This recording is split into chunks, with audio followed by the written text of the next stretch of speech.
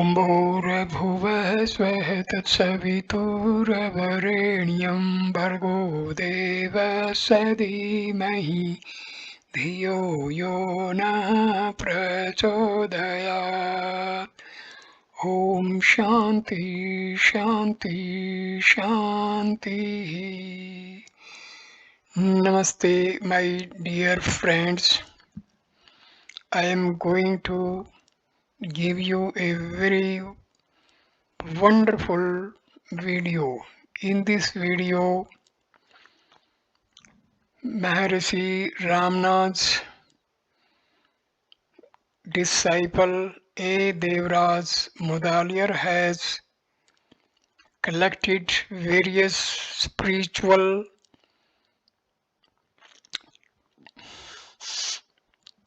subjects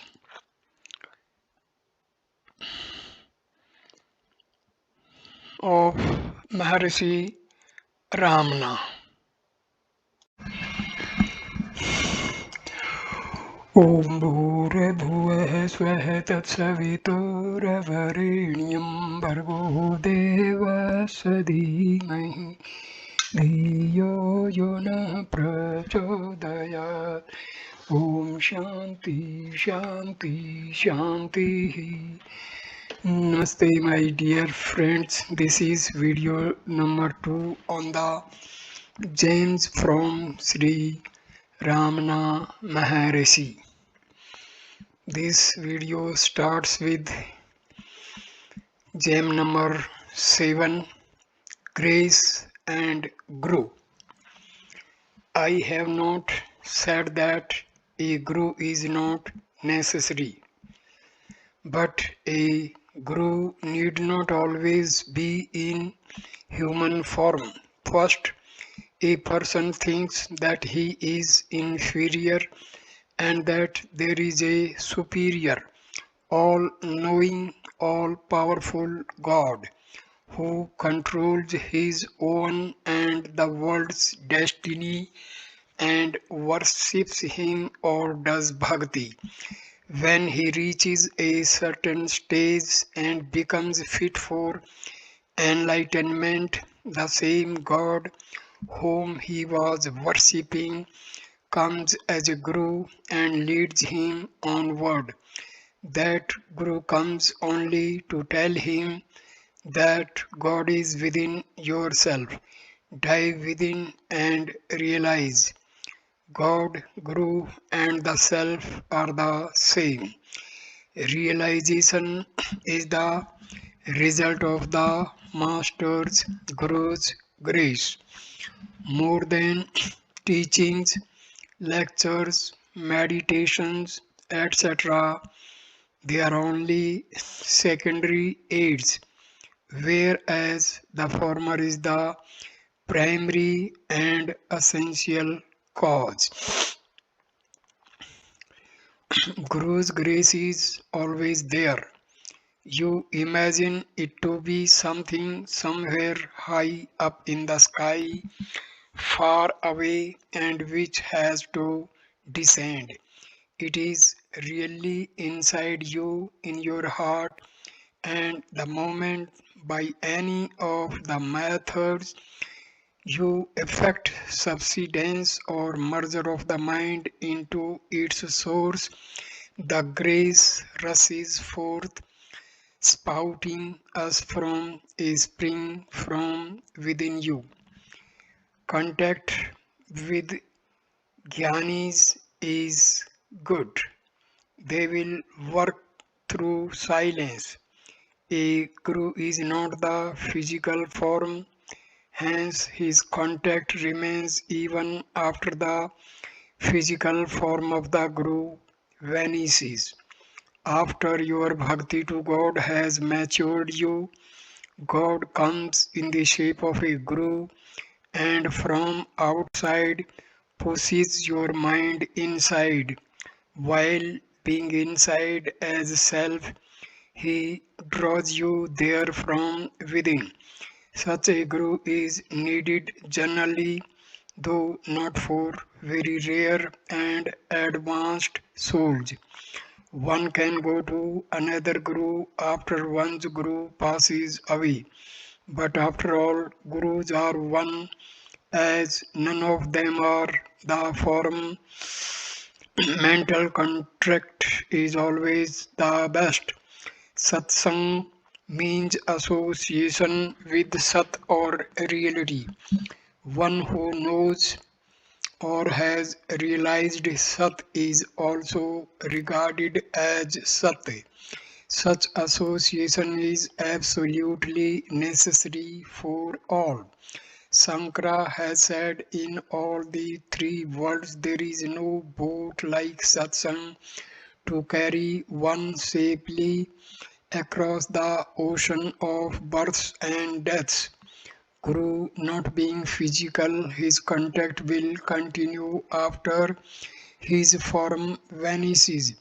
If one Jnani exists in the world, his influence will be felt by or benefit all people in the world, and not simply his immediate disciples. As described in Vedanta Chudamani, all the people in the world can be put under four categories: the Guru's disciples, Bhaktas, those who are indifferent to him, and those who are hostile to him. All these will be benefited by the existence of the Jnani, each in his own way and to various degrees. From the book Divine Grace Through Total Self-Surrender by D.C. Desai, Bhagwan read out the following quotations by Paul, Paul Brunton for our benefit. Divine grace is a manifestation of the cosmic free will in operation. It can alter the course of events in a mysterious manner through its own unknown laws, which are superior to all natural laws and can modify the latter by interaction. It is the most powerful force in the universe. It descends and acts only when it is invoked by total self surrender. It acts from within because God resides in the heart of all beings. Its whisper can be heard only in a mind purified by self surrender and prayer. Rationalists laugh at it and atheists scorn it, but it exists. It is a descent of God into the soul's zone of awareness. It is a visitation of force unexpected and unpredictable. Predictable. It is a voice spoken out of cosmic silence. It is cosmic will which can perform authentic miracles under its own laws. In truth, God and the Guru are not different. Just as the prey which has fallen into the jaws of a tiger has no escape, so those who have come within the ambit of the Guru's gracious look will be saved by the Guru and will not get lost. Yet each one should by his own effort pursue the path shown by Guru and gain release. Each seeker after God should be allowed to go his own way, the way for which he alone may be built. Mean it will not do to convert him to another path by violence. The Guru will go with the disciple in his own path and then gradually turn him onto the supreme path at the ripe moment. Suppose a car is going at Top speed to stop it at once or to turn it at once would be attended with disastrous consequences.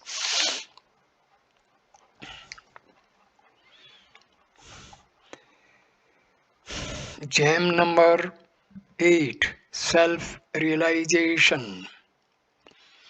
The state we call realization is simply being oneself, not knowing anything or becoming anything.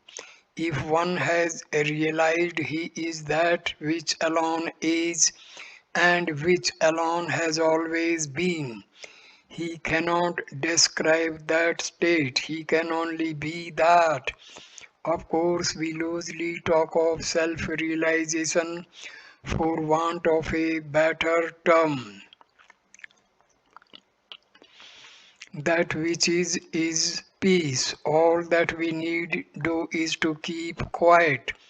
Peace is our real nature. We spoil it. What is required is that we cease to spoil it. For instance, there is space in a hall room. We are not going to create space anew. We fill up the place with various articles. If we want space, all that we need to do is to remove all those articles and we get space. Similarly, if we remove all the rubbish from the mind, the peace will become manifest. That which is obstructing the peace must be removed. Peace is the only reality. Mukti or liberation is our nature. It is another name for us.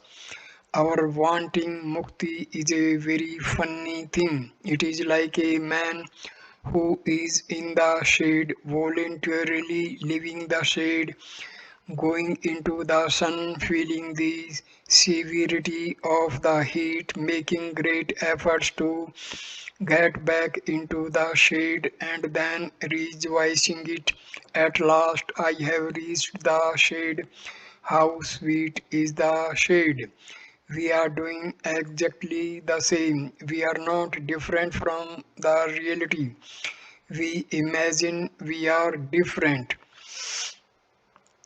That is, we create the Bheda Bhava, the feeling of difference, and then undergo great sadhanas to get rid of the Bheda Bhava and realize the oneness. Why imagine or create the Bheda Bhava and then destroy it? It is false to speak of realization. What is there to realize? The real is as it is ever. How to realize it? All that is required is this: we have realized the unreal. That is regarded as real what is unreal. We have to give up this attitude. That's all that is required for us to attain jnana. We are not creating anything new or achieving something which we did not have before. The illustration given in the books is this: we dig a well and create a huge pit. The akasa, space in the pit or well, has not been created by us. We have just removed the earth which was filling the akasa there. The akasa was there then and is also there now. Similarly, we have simply to throw out all the age-long sanskaras, innate tendencies which are inside us. When all of them have been given up, the self will shine alone. Effortless and choiceless awareness is our real state. If we can attain it or be in it, it is all right. But one cannot reach it without effort, the effort of deliberate meditation. All the age long vasanas, latent tendencies carry the mind outwards and turn it to external objects. All such thoughts have to be given up and the mind turn inward. For most people, effort is necessary. Of course, every book says, Summa iru, be quiet or still, but it is not easy. That is why all this effort is necessary. Even if you find one who has effortlessly achieved the mona silence or supreme state indicated by, you may take it that the effort necessary has already been completed in a previous life. Such effortless and choiceless awareness is reached only after deliberate meditation. The books no doubt speak of sarvana, hearing, manana, reflection, nididhyasana, one pointed concentration, samadhi, and saksatkaram, realization. We are always the sakshat, real, and what is there for one to attain karam after that. We call this world sakshat or pratyaksha, directly present. What is changing, what appears and disappears, what is not sakshat, we regard as sakshat.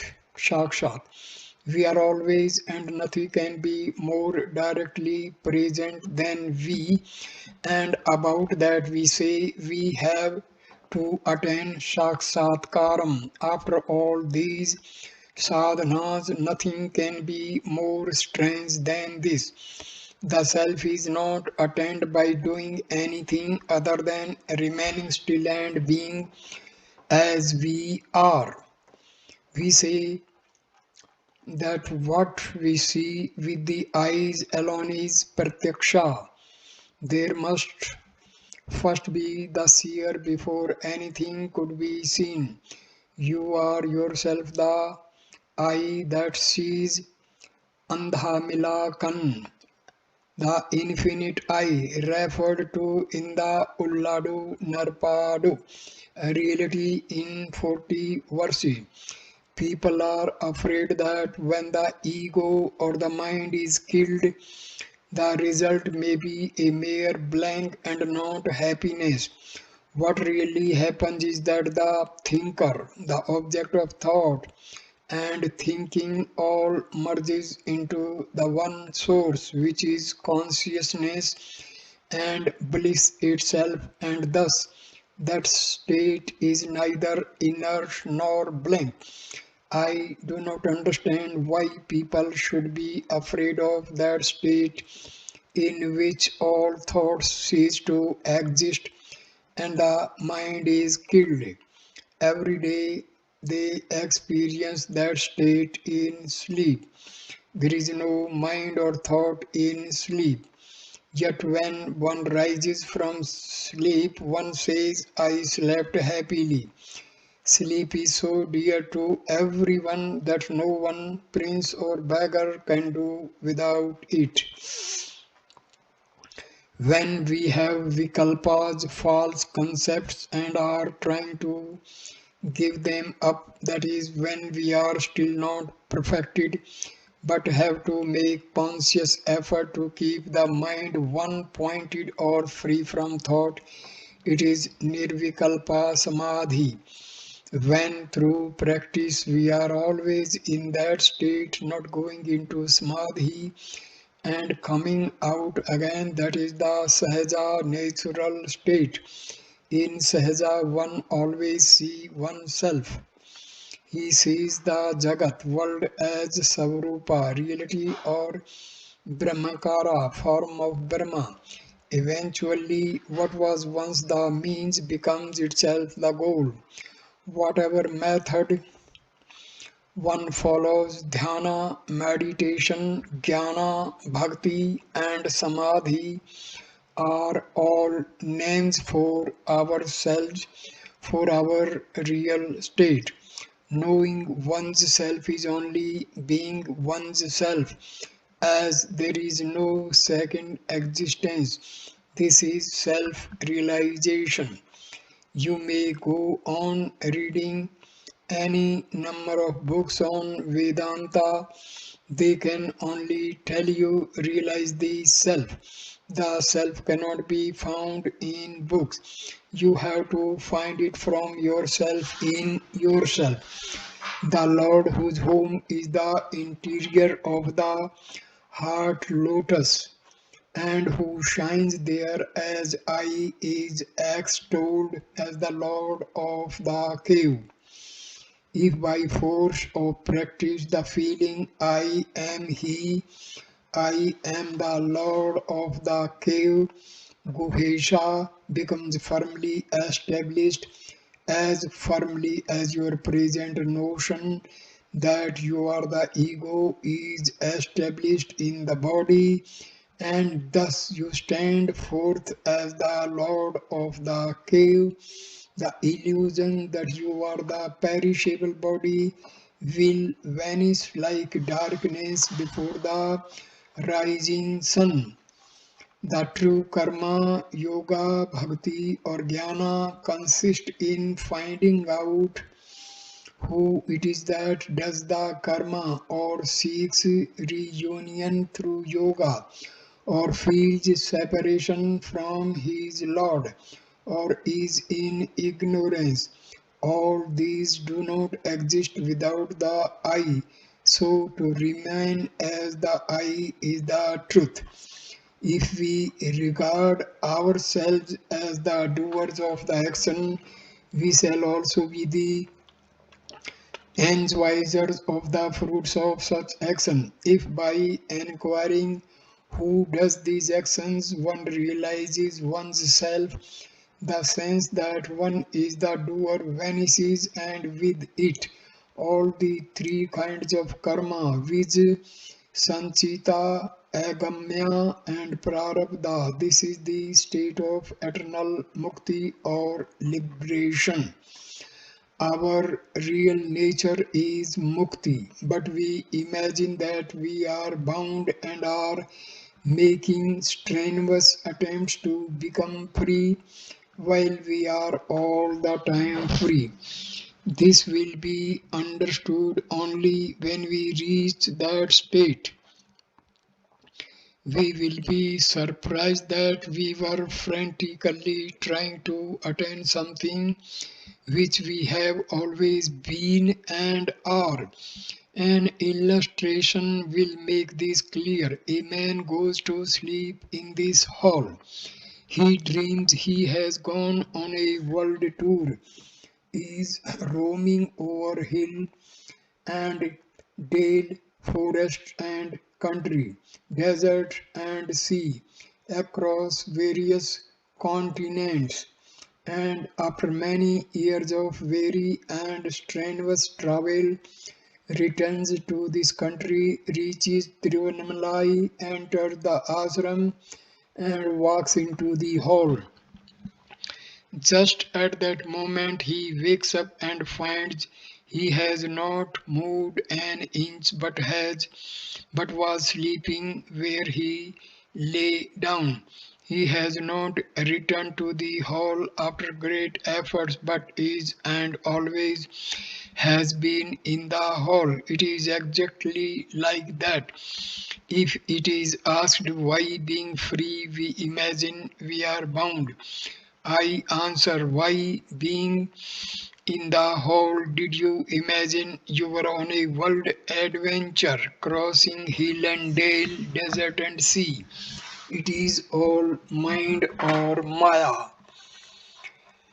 The dyads or the pairs of opposites such as pleasure and pain, and the triads or such differences as the knower, the known, and the process of knowing depend on one thing, the ego.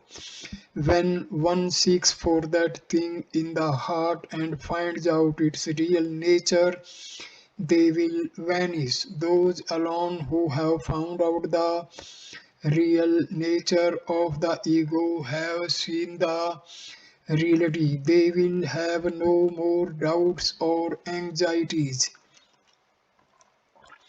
There is no knowledge apart from ignorance and no ignorance apart from knowledge. That alone is jnana or real knowledge, which when inquiring to whom this knowledge or ignorance arises, reaches that source which is the self. The thought I am the body is ignorance. That body is not apart from the self is knowledge. The body is a mental projection. The mind is the ego, and the ego rises from the self. The body thought is distracting and strays away from the self. For whom is the body or birth? Not for the self, the spirit. It is for the non-self which imagines itself separate from the self. So long as there is the sense of separation, there will be afflicting thoughts. If the original source is regained and the sense of separation ends, there is peace. A stone picked up from its place and thrown up into the sky has no rest till it comes back to earth. The waters of the sea evaporating and rising into the sky as clouds find no rest till they come back as rain and finally rush back to the sea. The ego can have peace only when it merges back into its source, the self. Seeing God in any form and speaking to Him is as real as your own reality. In other words, when you identify yourself with the body, in the waking state you see gross objects, when in the subtle body, the mental plane as in dream, you see objects equally subtle in the absence of all identification, as in dreamless sleep you see nothing. The objects seen bear a relation to the state of the seer. The same applies to visions of gods. By long practice, the figure of God as meditated upon appears in dream and may later appear even in the waking state. There was a saint by the name Namdev. He could see, talk and play with Vithoba, the god of Pandharpur. God had to teach him that was not enough and one must press on further and realize the self where seer and seen are one. Vision of Shiva. Vision is always of an object that implies the existence of a subject. The value of the vision is the same as that of the seer. The nature of the vision is on the same plane as that of the seer. Appearance implies disappearance as well. Whatever appears must also disappear. A vision can never be eternal, but Shiva is eternal. Visvarupa Darshan, vision of the cosmic form, and Visvatma Darshan, vision of the universal self, are the same. Such darshan is not by eyesight or in any gross fashion. As there is only being, without a second, anything seen cannot be real. That is the truth. The moral behind the story of Ashtavakra and Janaka is simply this: the disciple surrenders himself to the master. That means there is no vestige of individuality retained by the disciple. If the surrender is complete, all sense of individuality is lost and there is no cause for misery. The eternal self is only happiness, and that is revealed. The whole of Vedanta is contained in the two biblical statements: I am that I am, and be still and know that I am God. There is a state beyond our efforts or effortlessness. Until that is realized, effort is necessary. After tasting such bliss, even once one will repeatedly try to regain it. Having once experienced the bliss of peace, no one would like to be out of it or engage himself otherwise. It is as difficult for a jnani to engage in thoughts, as it is for an ajnani to be free from thought. Any kind of activity does not affect a jnani.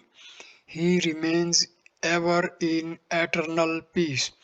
Ishta Devta, deity of one's choice, and Guru are aids, very powerful aids on this path. But for an aid to be effective requires your effort also.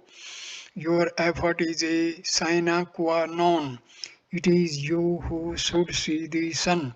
Can spectacles and the sun see for you? You yourself have to see your true nature. Not much aid is required for doing it. First one sees the self as object, then one sees the self as void, and then one sees the self as the self. Only in this last case is there no seeing, because seeing is becoming. The more we control thought, activity, and food, the more we will be able to control sleep. But moderation ought to be the rule for the sadhak aspirant, as explained in the Gita.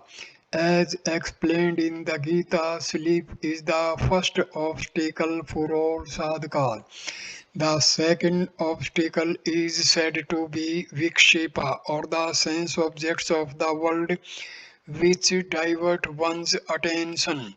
The third is said to be kashya, or thoughts about previous experiences with sense objects. The fourth, ananda, bliss, is also called an obstacle, because in that state a feeling of separation from the source of Ananda, making the enjoyer say, I am enjoying Ananda, is present. Even this has to be surmounted, and the final stage of Samadhana or Samadhi has to be reached, where one becomes Ananda, or one with the reality and the divinity of enjoyer, and enjoyment ceases in the ocean of Satchit Ananda, existence, consciousness, bliss, or the self. The power of a Jnani's self realization is more powerful than all occult powers. To the Jnani, there are no others. But what is the highest benefit that can be conferred on others, as we call them? It is happiness. Happiness is born of peace. Peace can reign only when there is no disturbance by thought. When the mind has been annihilated, there will be perfect peace. As there is no mind, the jnani cannot be aware of other. But the mere fact of his self realization is itself enough to make all other peaceful and happy. The following extract from a letter of the poet Tennyson to BP, blood was read out in Bhagwan's presence, a kind of waking trance I have frequently had quite up from the boyhood when I have been all alone. This has generally come upon me through repeating my own name 2 or 3 times to myself, silently till all at once, as it were out of the intensity of consciousness of individuality. The individuality itself seemed to dissolve and fade away into boundless being, and this not a confused state but the clearest of the clearest, the surest of the surest, the weirdest of the weirdest, utterly beyond words, where death was an almost laughable impossibility, the loss of personality, if so it were, seeming no extinction but only true life. Bhagwan said that state is called abidance in the self. Gem number 9, heart. In the center of the cavity of the heart, the soul of Brahma shines by itself as the Atma, self, in the feeling of I. Reach the heart by diving within yourself, either with control of breath or with thought concentrated on the quest of the self. You will thus get fixed in the self. I have been saying all along that the heart center is on the right side, learned even when learned men differed from me. I speak from experience. I knew it even in my home during my trances, samadhi. Again, during the incident recorded in self realization, I had a very clear vision and experience. All of a sudden, a light came from one side, erasing the world vision. I felt that the heart on the left had stopped and the body became blue and inert. Vasudeva Shastri embraced the body and wept over my death. But I could not speak. All the time I was feeling that the heart center on the right was working as well as ever. This state lasted 15 or 20 minutes. Then suddenly something shot out from the right to the left like a rocket bursting into the sky. The blood resumed circulation and the normal condition of the body was restored. The entire universe is condensed in the body and the entire body in the heart. Thus, the heart is the nucleus of the whole universe. This world is not other than the mind. The mind is not other than the heart. That is the whole truth. The source is a point without any dimensions. It expands as the cosmos on the one hand and as infinite bliss on the other. That point is the pivot form. It a single Vashna starts and expands as the experiencer. I, the experience and the experienced the world. To Rama who questioned Vasishtha, which is that big mirror in which all these are mere reflections. What is the heart of all souls or creatures in this universe? Vasishtha replied, all creatures in this universe have two kinds of hearts, one to be taken note of and the other ignored. Here their respective traits. The one to be ignored is the physical organ called the heart, which is situated in the chest as a part of the perishable body. The one to be taken note of it is the heart, which is of the nature of consciousness. It is both inside and outside us and has neither an inside nor an outside. This is the really important heart.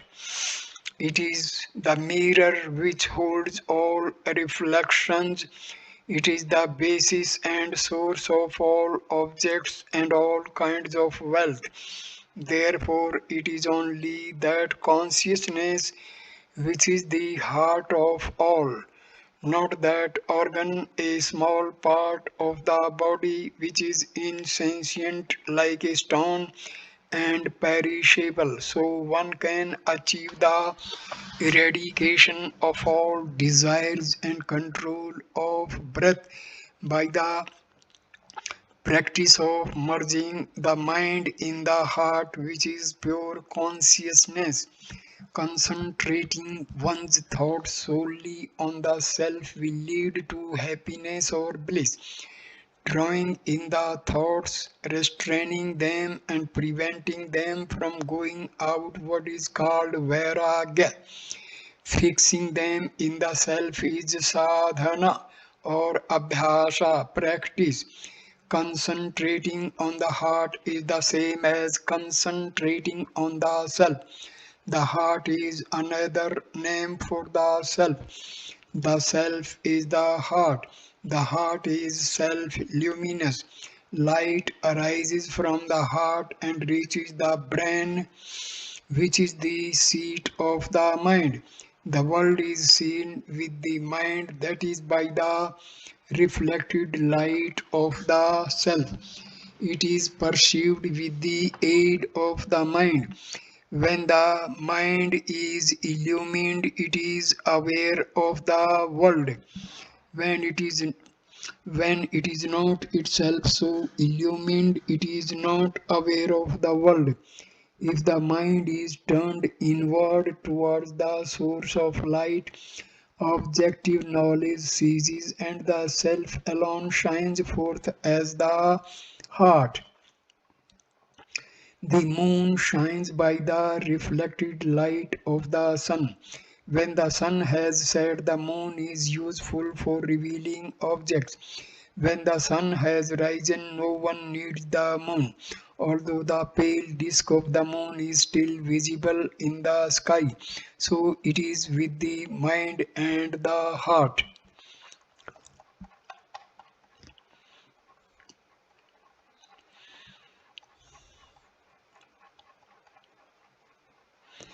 Jam number 10, Renunciation.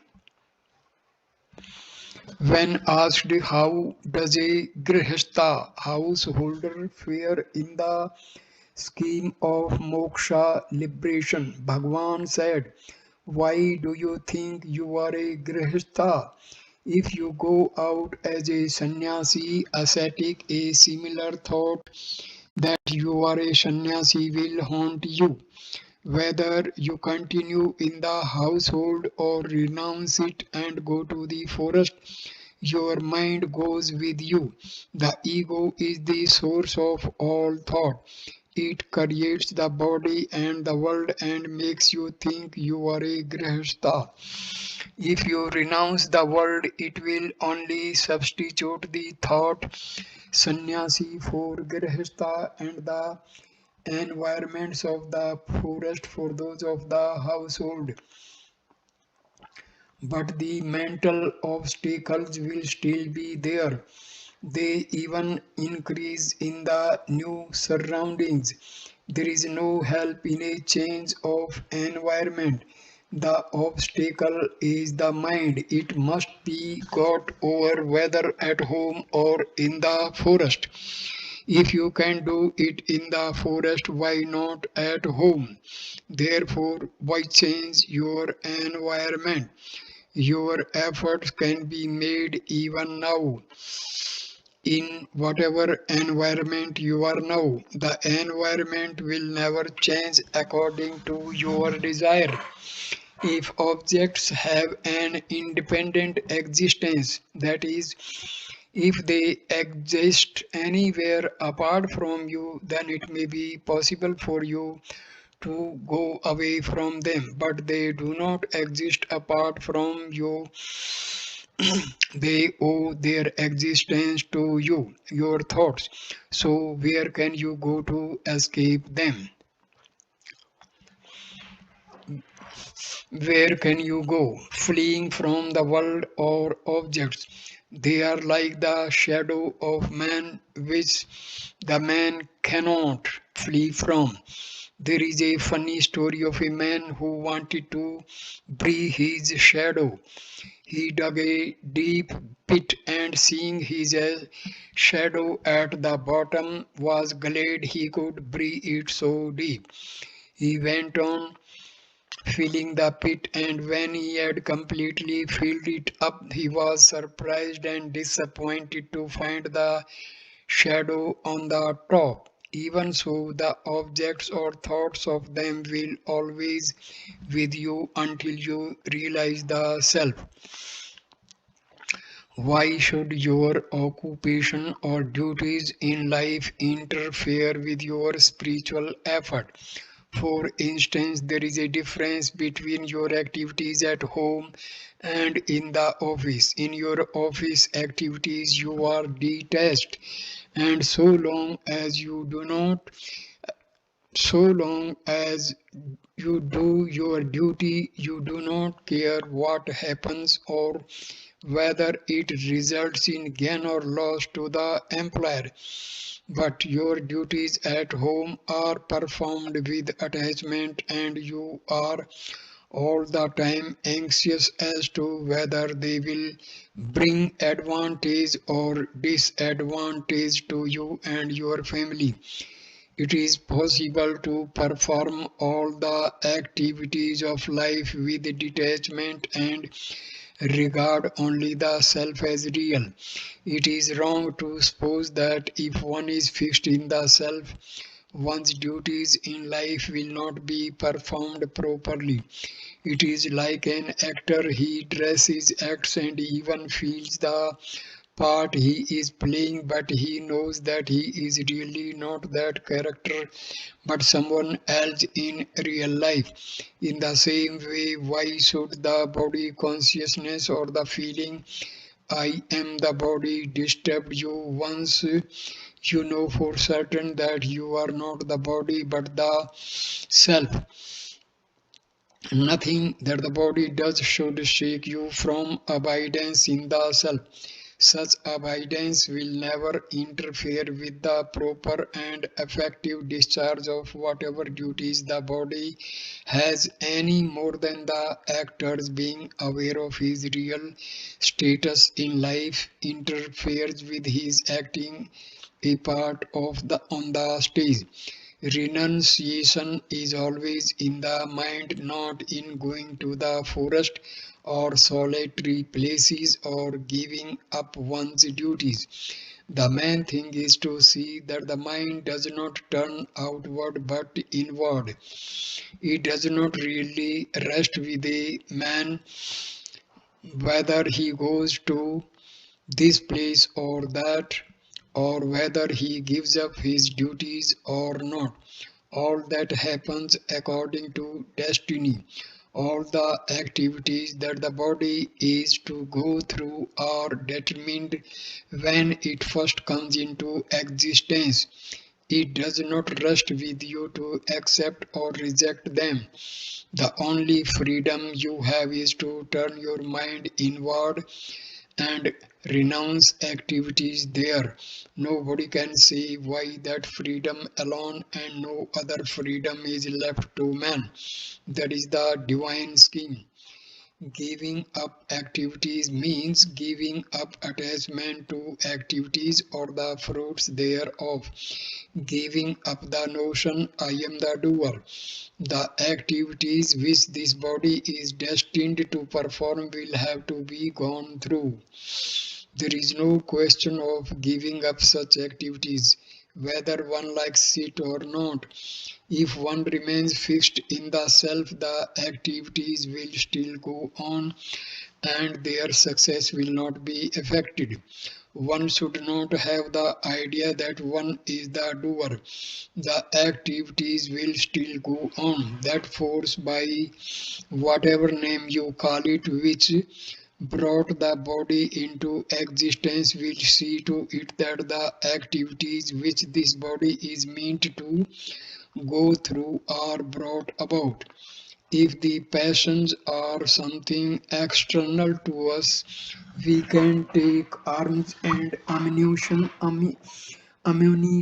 and conquer them. They all come from within us. If by looking into the source whence they come, we prevent their coming up and we shall conquer them. It is the world and the objects in it that arouse our passions. But the world and these objects are only created by our mind. They do not exist during our deep sleep. The fact is that any amount of action can be performed and performed quite well by the Jnani without his identifying himself with it in any way or ever imagining that he is the doer. Some power acts through his body and uses his body to get the work done. Gem number 11. Fate and free will. Free will and destiny are ever existent. Destiny is the result of past action. It concerns the body. Let the body act as many should it. Why are you concerned about it? Why do you pay attention to it? Free will and destiny last as long as the body lasts. But jnana transcends both. The self is beyond knowledge and ignorance. Whatever happens, happens as the result of one's past actions, of divine will, and of other factors. There are only two ways to conquer destiny or the independent of it. One is to inquire for whom is this destiny and discover that only the ego is bound by destiny and not the self, and that the ego is non existent. Therefore, the other the other way is to kill the ego by completely surrendering to the Lord, by realizing one's helplessness and saying all the time, not I, but thou, O Lord, and give up all sense of I and mine, and leaving it to the Lord to do what He likes with you. Complete effacement of the ego is necessary to conquer destiny. Whether you achieve this effacement through self-inquiry or bhakti marga, path of devotion, everything is predetermined, but a man is always free not to identify himself with the body and not to be affected by the pleasures or pains consequent on the body's activities. Those alone who have no knowledge of the source whence fate and free will arises will dispute which of them can conquer the other. Those who have realized their self, which is the source of both fate and free will, have left such disputes behind and will have nothing more to do with them. Success and failures are due to prarabdha karma and not to willpower or the lack of it. One should try to gain equipoise of mind under all circumstances. That is willpower.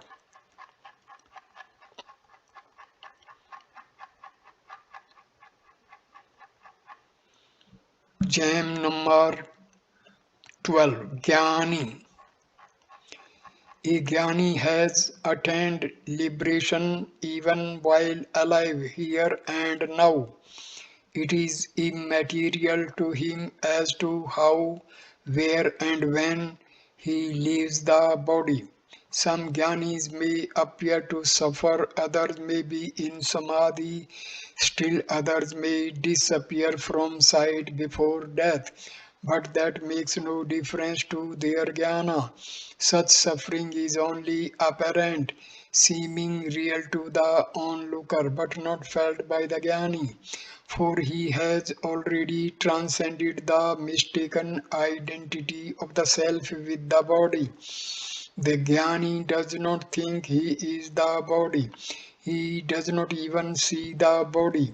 He sees only the self in the body.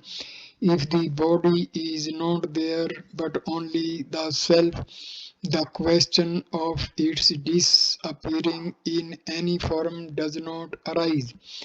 It is mentioned that the greatest malady we have is the body, the bhava disease of birth, and if one takes medicine to strengthen and prolong its life, it is like a man taking medicine to perpetuate his disease. A Sanskrit verse in Canto 11 of the Bhagavata says, the body is not real, impermanent, whether it is at rest or moves about, and whether by reason of prarabdha it clings to him or falls off from him. The self-realized Siddha is not aware of it, even as the drunken man blinded by intoxication is unaware of whether his cloth is on his body or not. Illustrations are given in the books as to how a jnani who is in the sahaja state and who always sees only the self can move about and live in the world like everyone else. For instance, you see a reflection in the mirror. You know the mirror to be the reality and the picture in it a mere reflection. In order to see the mirror, is it necessary that one should cease to see the reflection in it? Or again, take the screen illustration. There is a screen. On that screen first appears the figure of a king. He sits on a throne. Then before him in that same screen a play begins with various figures and objects, and the king on the screen watches the play on the same screen. The seer and the seen are mere shadows on the screen, which is the only reality sporting these pictures. In the world also the seer and the seen together constitute the mind, and the mind is supported by or based on the self. You are under the impression that you are the body, so you think the jnani also has a body. Does the jnani say he has a body? He may look to you as having a body and doing things with the body as others do. The burnt rope still looks like a rope, but it cannot serve as a rope if you try to bind anything with it. As long as one identifies oneself with the body, all this is difficult to understand. Examine all the different kinds of states. Take hold of that state which alone is the supreme and true one, and engage yourself in action in the world, regarding your life there as mere sport. You have discovered that which is the reality inside your heart behind all the appearances of this world. So, without ever letting that out of your sight, disport yourself as you like in the world, seeming to have enthusiasm and gratification, anxieties and aversions, but really having none of them, seeming to begin and persevere in endeavors, but really having no attachment to such efforts. Engage yourself in the affairs of the world without any detriment to yourself, freeing yourself from all sorts of bonds, maintaining the same equanimity, and doing work externally in conformity with the environment in which you find yourself. Dispose yourself as you like in the world. He whose mind is not attached to any desires does no action in reality. Though his body may act, he is like one who hears a story with his mind elsewhere. Similarly, the man whose mind is full of desires is really acting, though his body may be actionless. A man may be sleeping here with his body inert, and yet he may be climbing hills and falling from them in dream at the same time. It is all the same to one who is fast asleep in a cart, whether the cart moves or stops, with the bulge left yoked or unyoked. Similarly, for the Jnani who has gone to sleep in the cart of his physical body, it does not matter whether he works or is in deep meditation, samadhi, or is asleep. The statement that the Jnani retains prarabdha while free from sanchita and agamya karmas is only a formal answer to the questions of the ignorant.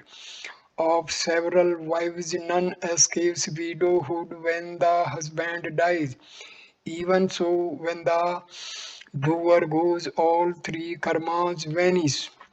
The non-action of the sage is really unceasing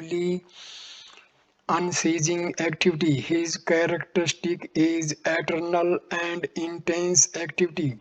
His stillness is like the apparent stillness of a very fast rotating top.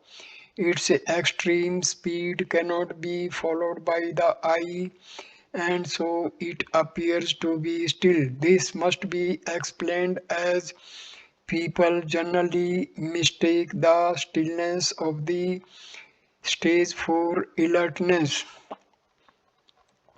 Three kinds of karmas are prarabdha, being that portion of one's past karma to be worked out in the present body. Sanchita, being the outstanding balance of past karma, and agamaya, being the karma that will bear fruit in future births. Gem number 13, miscellaneous.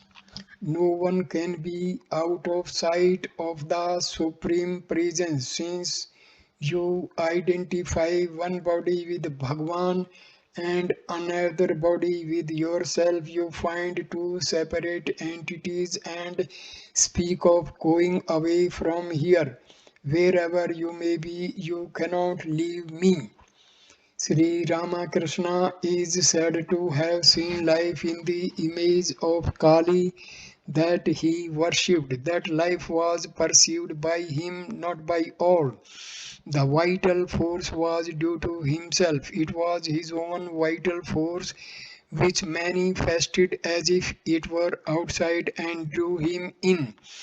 Were the image really alive, it must have appeared to so to all. On the other hand, everything is full of life. That is the fact. Many devotees have had experiences similar to Sri Ramakrishna. Christ is the ego and the cross the body. When the ego is crucified and it perishes, what survives is the absolute being God. I and my Father are one. This glorious survival is called the resurrection. God the Father represents Isvara, the Son is the Guru, and the Holy Ghost is the Atma. The Bible says, be still and know that I am God. Psalm 46 found in the Ecclesiastics. There is one alone, and here is no second. And the wise man's heart is at the right hand, and a fool's heart is at the left.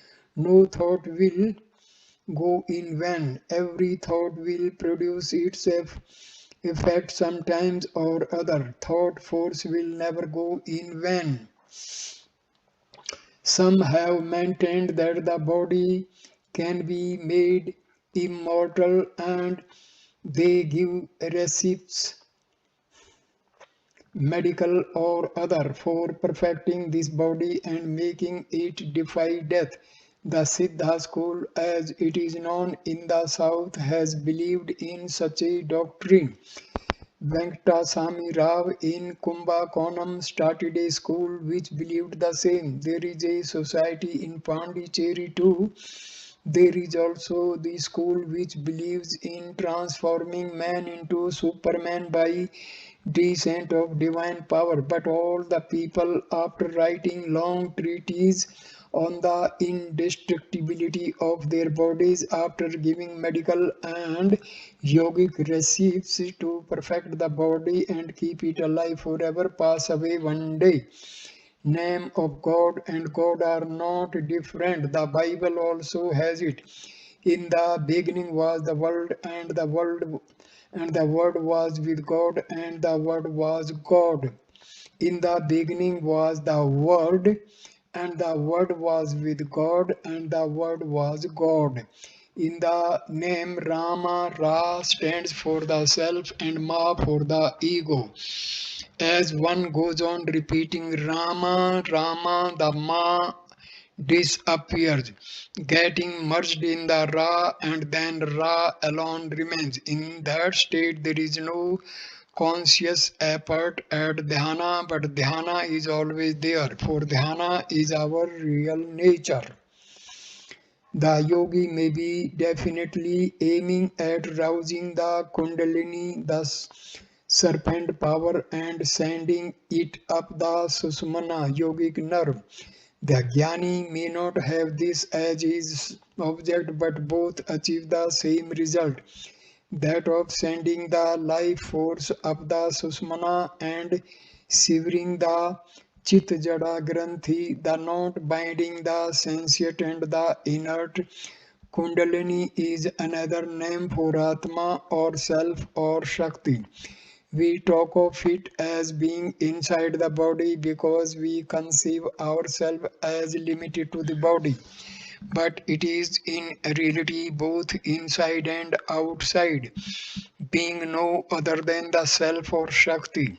In the Jnana Marga, when by self inquiry the mind is merged in the self and the self, its Shakti or Kundalini rises automatically.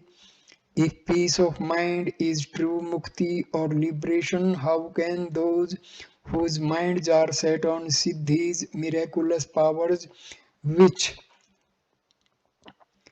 cannot be attained except with the help and activity of the mind, attain mukti, where all turmoil of the mind ceases? Avoid desire and aversion. Do not engage the mind much in the affairs of the world. As far as possible, do not get entangled in the affairs of the others. Giving to others is really giving to oneself. If one knows this truth, would one ever remain without giving? If ego rises, all will rise. If the ego merges, all will merge. The more we are humble, the better it is for us. The best and most potent diksha, initiation, is by silence.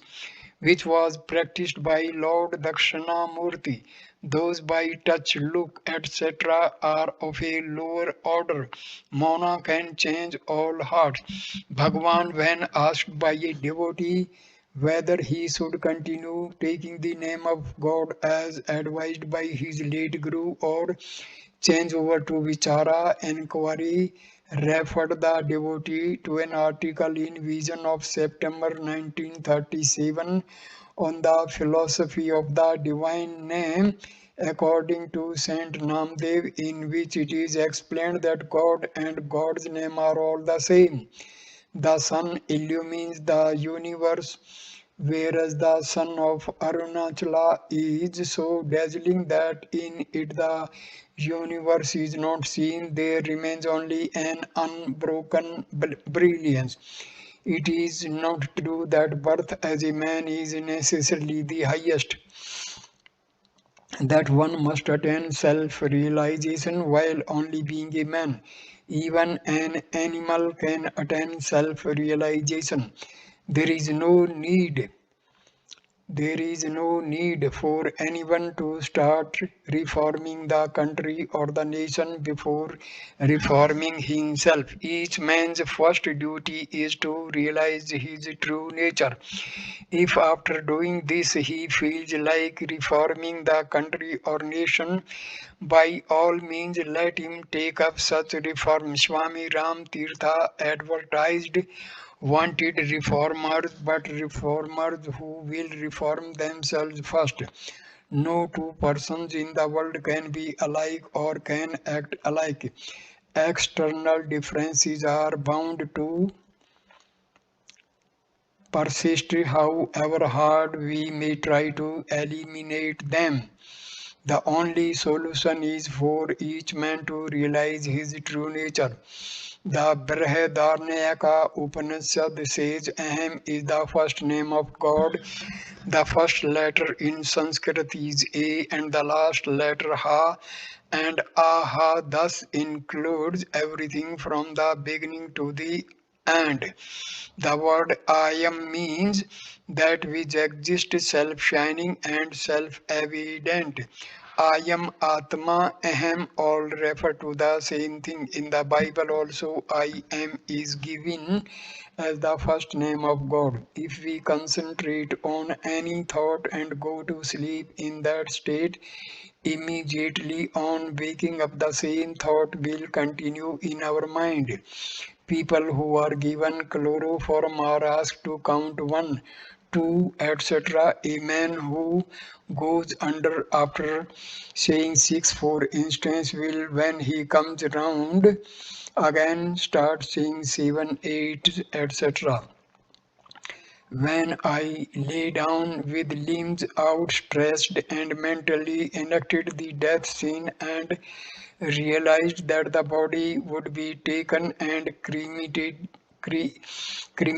and yet I would live, some force, call it Atmic power or anything else, rose within me and took possession of me. With that, I was reborn and I became a new man. I became indifferent to everything afterwards, having neither likes nor dislikes. From silence came thought, from the thought the ego, and from ego speech. So if speech is effective, how much more so must be its source. Karpura Arthi, burning camphor before God, is symbolic of burning away the mind by light of illumination. Vibhuti, sacred as is Shiva, absolute being, and Kumkum, vermilion powder, is Shakti, consciousness.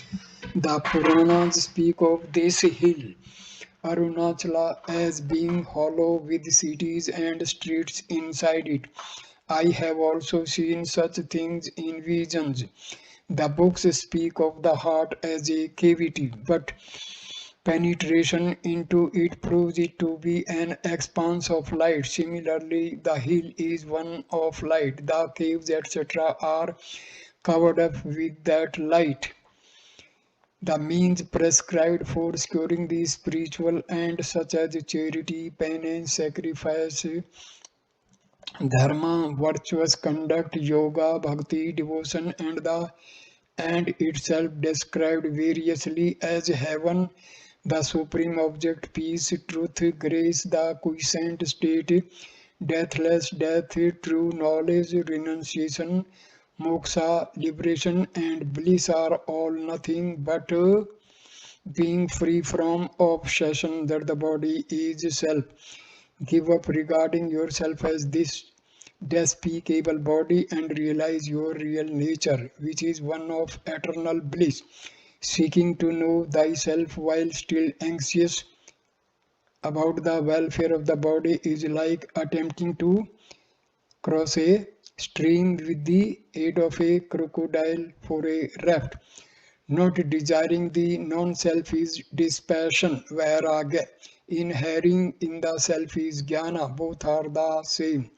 So I conclude this video, and all the gems are covered in these two videos. Thank you for watching this video. Namaskar, my dear friend. Thank you.